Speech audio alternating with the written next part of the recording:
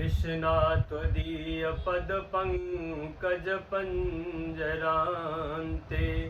अदेव में विशत मानस राजहंसे प्राण प्रयाण समये कफवात पित्तै कंठावरोधे न विधौ स्मरणं कुतस्ते। बोली राधा मुकुंद भगवान की जय। जय श्री कृष्णा। सबको राधे राधे।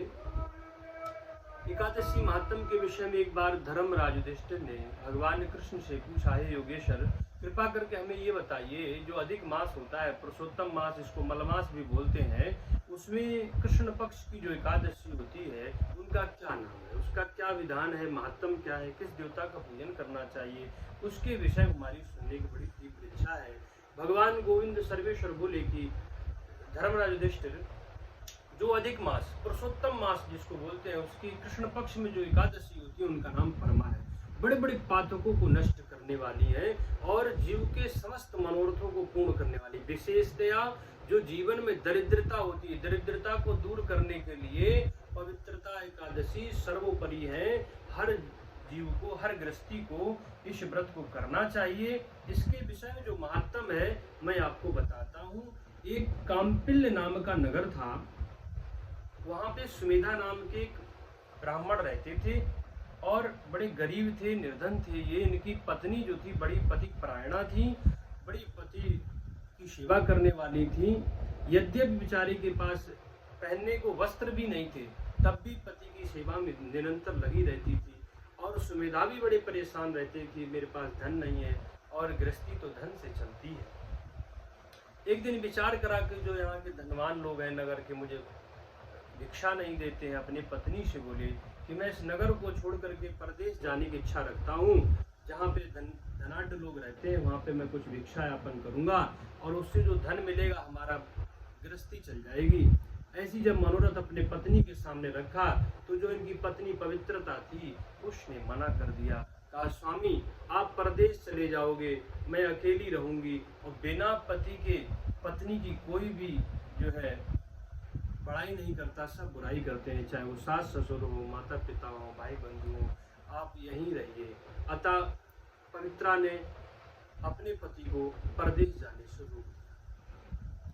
देव योग से कुछ समय पश्चात इनके घर में कौंडिन्य नाम के जो महात्मा थे, ऋषि थे, वो पधारे।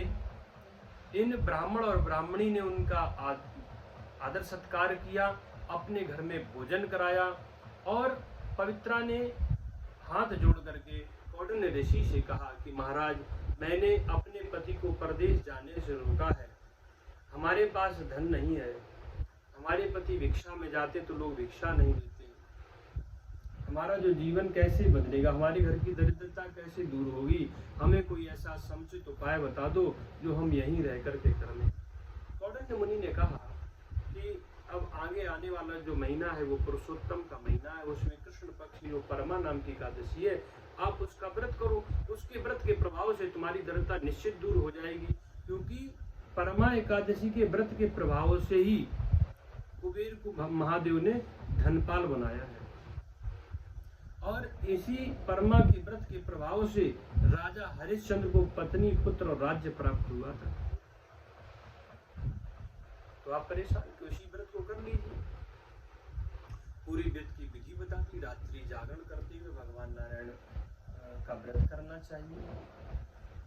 व्रत के पश्चात कौंडिन्य ऋषि ने कहा, हे ब्राह्मण देवता, परमा एकादशी से पंचरात्रि जो व्रत करते हैं उनका इससे भी बड़ा महत्व है। आप लोग भी सुने, जो एकादशी से लेकर के और अमावस्या तक पंचरात्रि व्रत करते हैं, नियम धारण करते हैं, वो बहुत ही पुण्यदायी।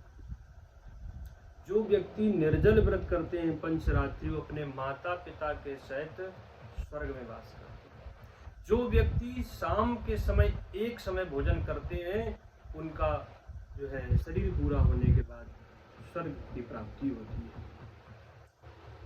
जो 5 दिन तक अपने घर में ब्राह्मण को भोजन कराता है, भूमि पर जितने भी ब्राह्मण हैं सबको भोजन कराने का पुण्य प्राप्त होता है। जो 5 दिन तक ब्रह्मचर्य का पालन करता है, मन वाणी कर्म से ब्रह्मचर्य रहता है, वो इस शरीर के त्यागने के बाद स्वर्ग में